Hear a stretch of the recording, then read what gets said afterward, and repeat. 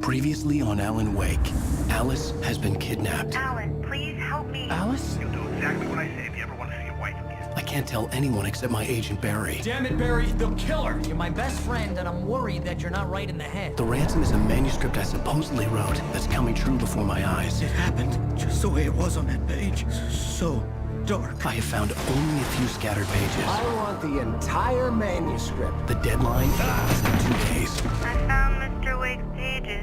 Good girl. How the hell did she get her hands on the manuscript anyway? I don't know. She's resourceful. I told you you were too hard on her.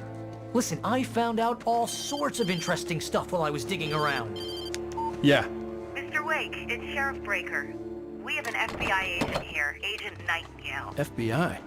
He's anxious to see you. You'd better come to the station. Okay, I'll be right over, Sheriff. Let's make this quick, huh? Help you folks? Name's Randolph. I'm the manager. We're looking for Rose. Works as a waitress down at the diner. Rose, sure. Nice girl. Who wants to know? I'm Alan Wake. The writer, huh? I heard on the radio you were visiting. Well, I'll show you her trailer. That Rose, she's a nice girl. Always pays her rent on time. As I was saying, Al, I found all sorts of weird stuff from the local newspaper's archives. This place is crazy. Disappearances, mysterious deaths, urban legends come true, and get this, most of this stuff takes place around Cauldron Lake. Well, you ain't wrong, mister. The Indians thought the lake was a doorway to the underworld. I'm the God-fearing type myself. I don't hold with that sort of thing. Yeah, okay. Anyway, there was an island there owned by a guy called Thomas Zane. Now, some of the articles I found about him make him out to be a famous writer, but I ran a bunch of searches, couldn't find a single thing he wrote. Zane was heavily into diving, so much so that the place came to be called Diver's Isle. But the volcano under the lake erupted in 1970, and Zane went down with the island. Yeah, how about that? It was there in the morning, as if it had fallen from the sky. But it would take a tornado to lift something like that. We're damn lucky it didn't crush any of the trailers.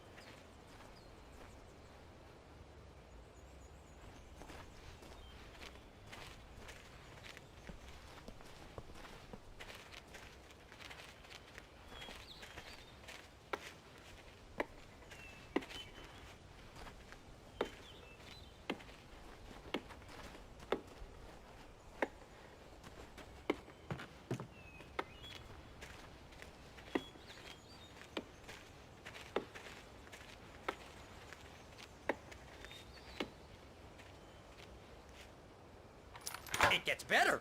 A local girl, Barbara Jagger, drowned in Cauldron Lake just a week earlier. They were lovers. Sure, Jagger's a local spook story. The Scratching Hag. Comes for you in the dark. Childish stuff like that. Anyway, Al, I'm just getting to the best part. All of the articles about this stuff were written by Cynthia Weaver. I asked around, and she's that crazy bag lady you met. What, the lamp lady? She can be a little loopy, but she's not homeless or anything.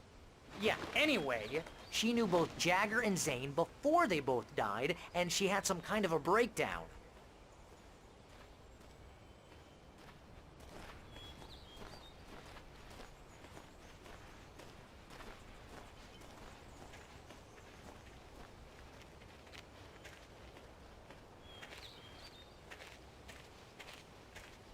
Well, mister, this here's Rose's trailer.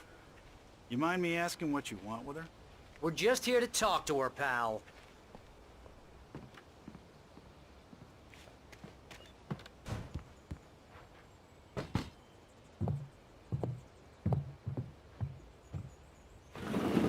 Welcome to...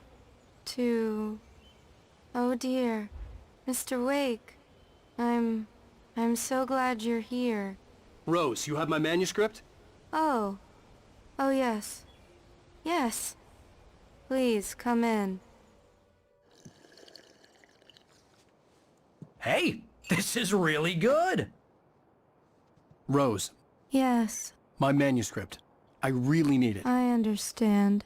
I know what you need. A muse to inspire you. Oh, for Barry! She doesn't have anything. Yeah, hey, Al? Al, what's... Oh... Barry! What? What?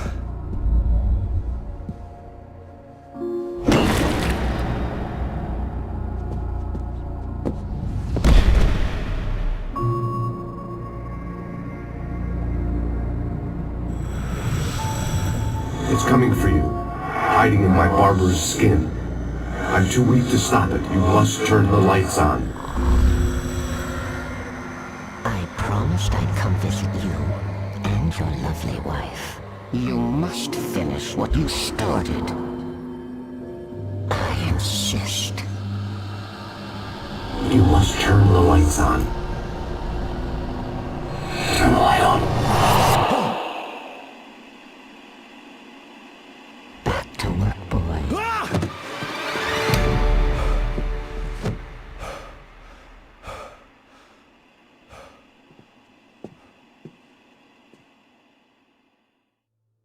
I felt nauseous, hungover. Only anger kept me going.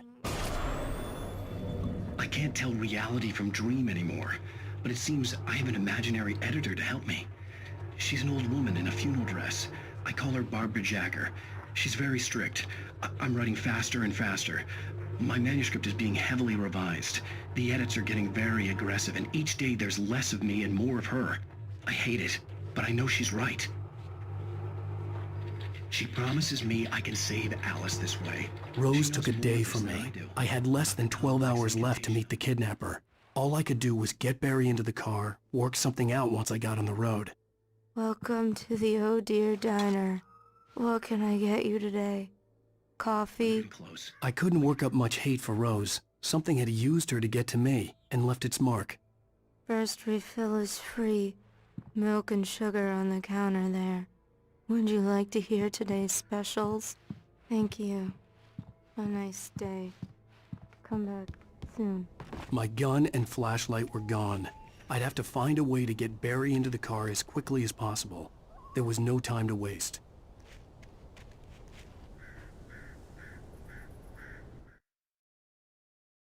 Mr. Randolph liked Rose. That little smile she had.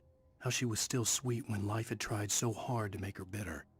It wasn't any of his business what she did in her trailer. But those strangers, the writer and his smart-ass sidekick, looked like trouble. And they'd been in there for hours, way past her normal bedtime. He reached for the phone and called the sheriff's station.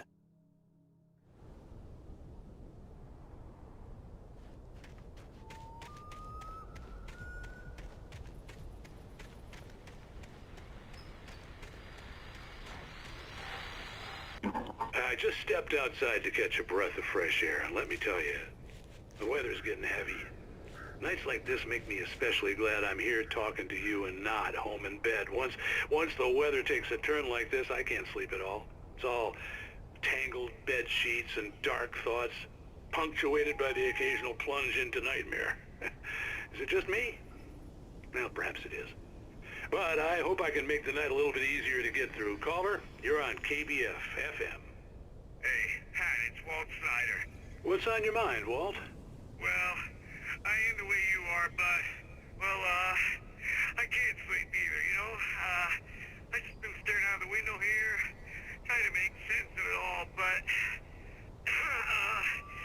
I ain't been drinking either, you know? Well, you sound like a man with a problem, Walt. I had argument with Danny, Danny, and, then I got in trouble with the law, and, I'm just, well... I heard something like that, Walt.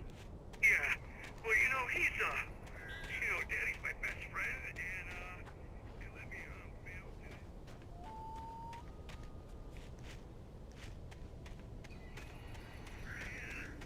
And there's something in the air tonight, man.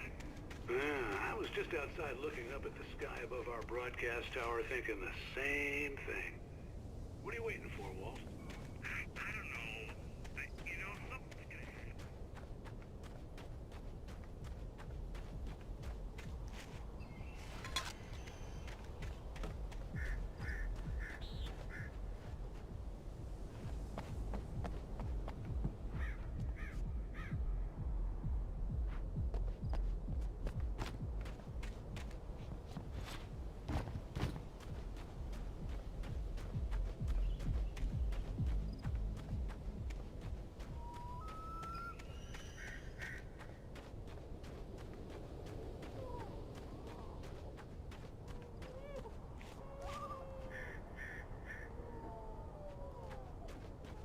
you're gonna get it now. God knows what you've done to that poor girl. This is Agent Nightingale, FBI! Get him up, Hemingway! You're under arrest! You move a muscle, I'll unload right in your goddamn face! Stay right where you are, Slane!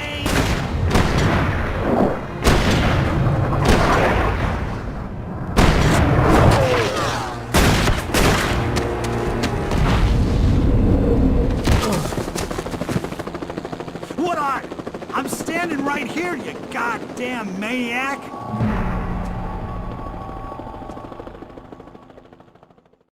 I hated to leave Barry behind, but there was no way I'd miss my appointment with the kidnapper. Give it up, Mr. Wake! Come on! Make it easier! Get after him! Don't let him get away! Move it! Move it! Move it! I'll have your chance if you let him get away!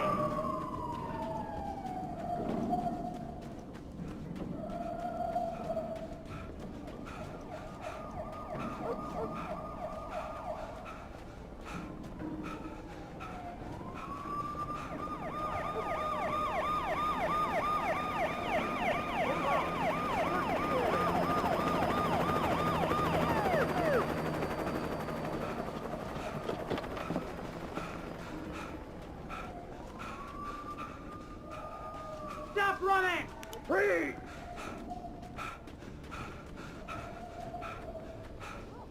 Okay, men. Keep your eyes peeled. He's gonna try to make it through here.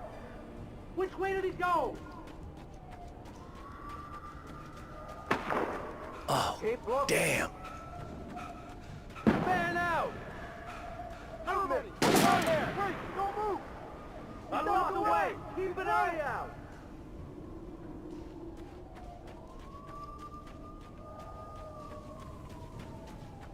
God damn it! Where did he go? He slipped away! Keep an eye out!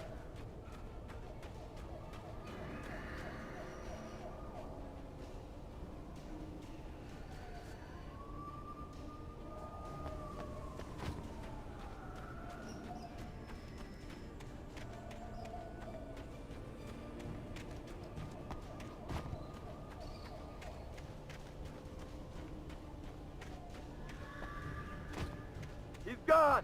Come on, guys! We need to head him off!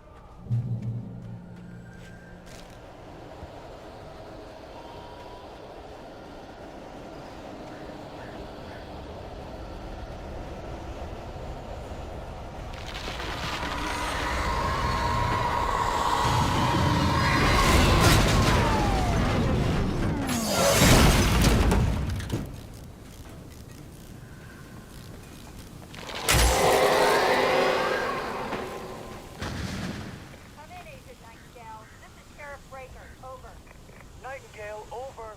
What on earth is going on? My deputy's coming to fire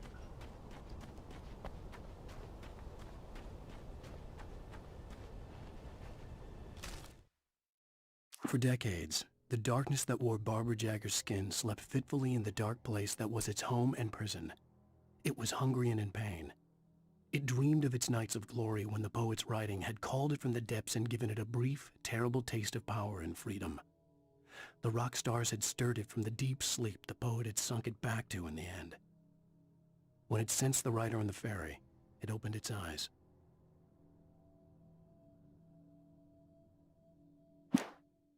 Rose didn't know how the strange old lady got in her trailer, and she looked wrong somehow. The woman showed her teeth in an approximation of a smile and traced a finger down Rose's cheek. "Pretty girl," she said. Rose felt as if she was falling asleep, but her knees didn't buckle. The crone spoke in a whisper, her words ice cold and dark in Rose's ear.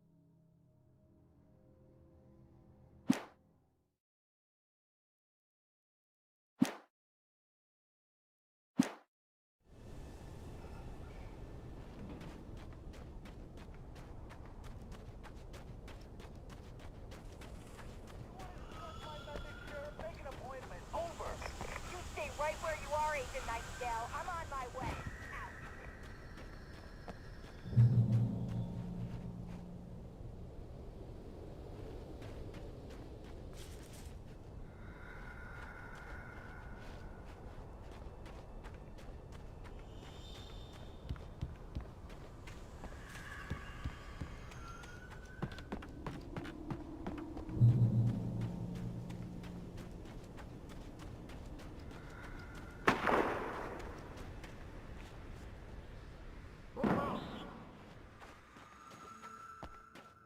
the area.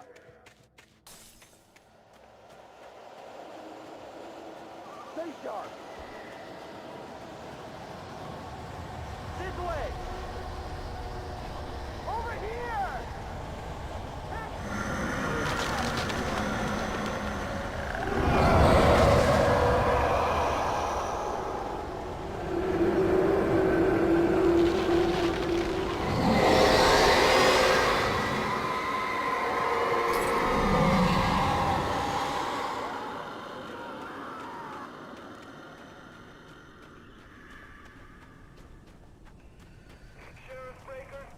This horror was everywhere I went, circling me. The cops didn't stand a chance. They were after a writer, not a monster.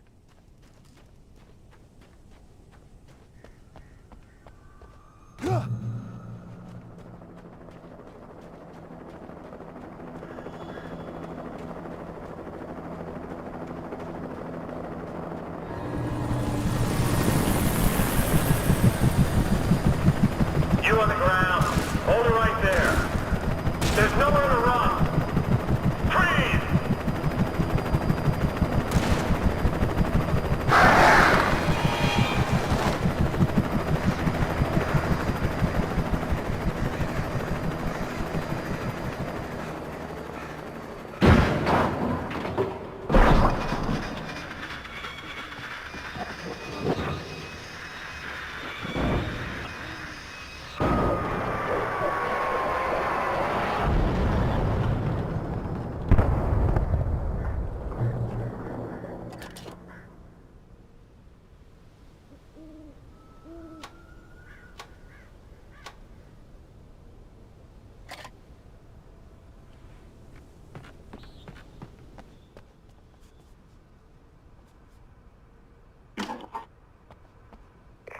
This is James. Mulligan, Thornton, come in. Over. Thornton here. James, we got both Wheeler and Rose in custody. They didn't put up a fight or anything. Why, they were... Hey, Mulligan, what are you doing? Come on. Sit down and give me that. James, Mulligan here. Over. Go ahead, Mulligan. Over. We got Wheeler and Rose here. Wheeler's drunk or hopped up on something. Speaking of which, that Fed had a pretty distinctive whiff of Otis Scotch about him, if you know what I mean. Over. I don't have anything on that, Deputy Mulligan. Over. Well, whatever. Anyway, Rose is just being plain weird here. You better get Doc in to take a look at both. Over. Gotcha. You better get them here quickly. The, Fed's gonna want to interview Wheeler. Over. Oh, yeah, I'll bet he does. Looks like they have a lot in common. Mulligan out.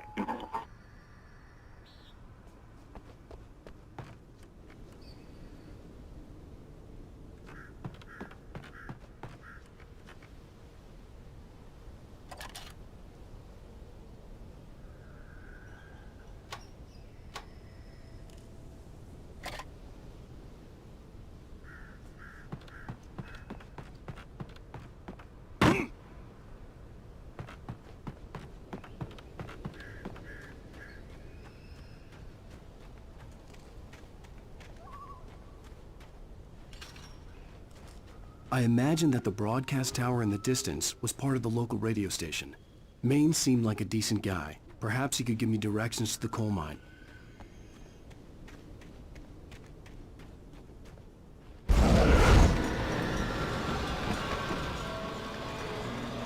Unnatural shadows clung to the gate. The darkness that was after me was trying to stop me. I wouldn't get through without a light.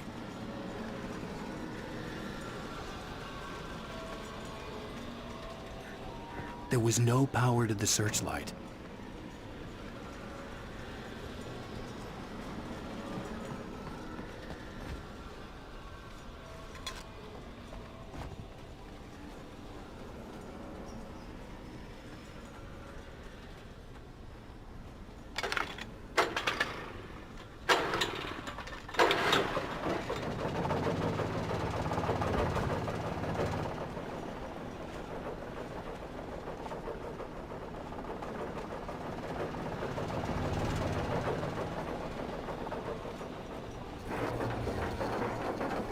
The old generator conked out. I'd have to see if I could fix it and try again.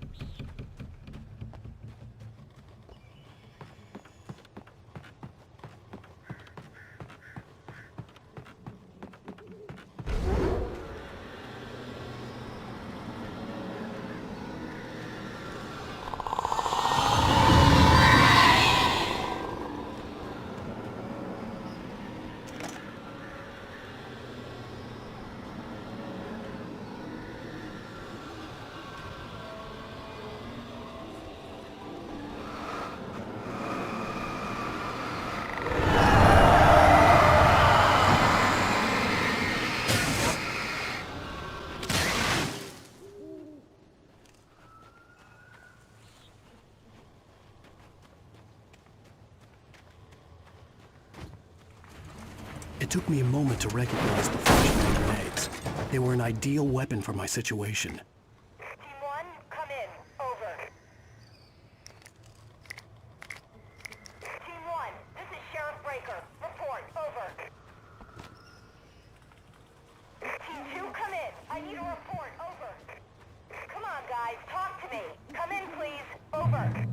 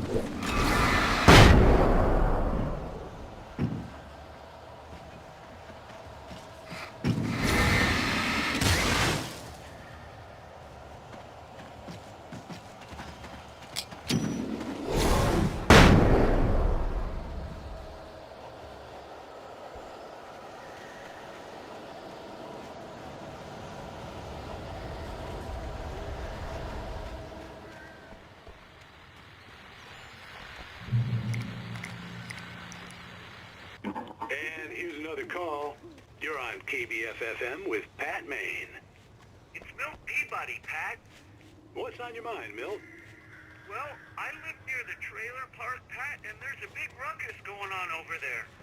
Well, that's just up the road from me, too. What's going on, do you know? I don't know, but there's a bunch of police cars there, lots of sirens, a helicopter buzzing around, and I think I heard some gunshots. Gunshots? Yes, sir, like from a pistol. So can you find out what's going on? Because it's just next door and they're popping off guns there. They're still shooting? No, it was maybe 10, 15 minutes ago. It sounds serious, Pat. I'm telling you, it don't sound like no party. Well, I'm certainly going to give the station a call, Milt. Okay. You'll hear it here as soon as I hear from them. Okay, thanks.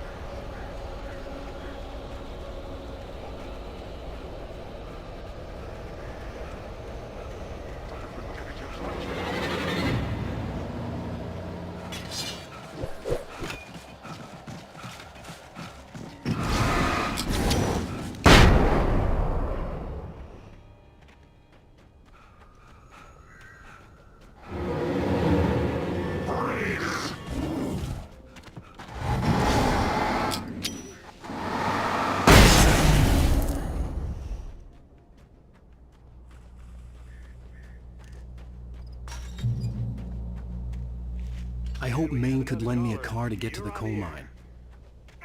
It's Lorna Miles. Oh, why, hello, Lorna. What do you have for us? Well, I just don't see why cops bothered me.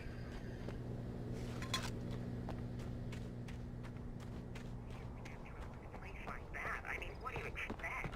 The sheriff should be helping us normal citizens instead of wasting resources on those people. Well, Let the trash sort themselves out. I'm sorry, but my granddaddy settled in Bright Falls in 1911. well, thank you very much for that compassionate viewpoint, Lorna. Oh, here's a little surprise. The famous writer Alan Wake just walked in. Folks, I'm going to see if I can talk him into an interview. Come on in, Mr. Wake. Oh, I'm so glad you could find the time to do this, Mr. Wake. Nowhere to run now, Dan Brown. You back away from me. Don't hurt. Whoa, everyone calm down. Put the gun down. We're all friends here, right? Cool your jets, Nightingale. We got him. What the hell's the matter with you? There's a civilian in there.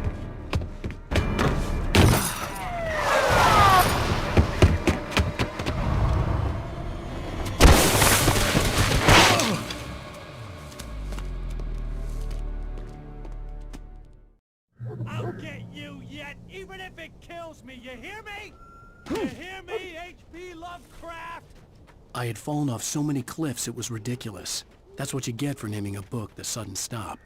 It was probably good I hadn't had the chance to tell Maine where I was going. I'd have to lose the cops and find my own way to the mine.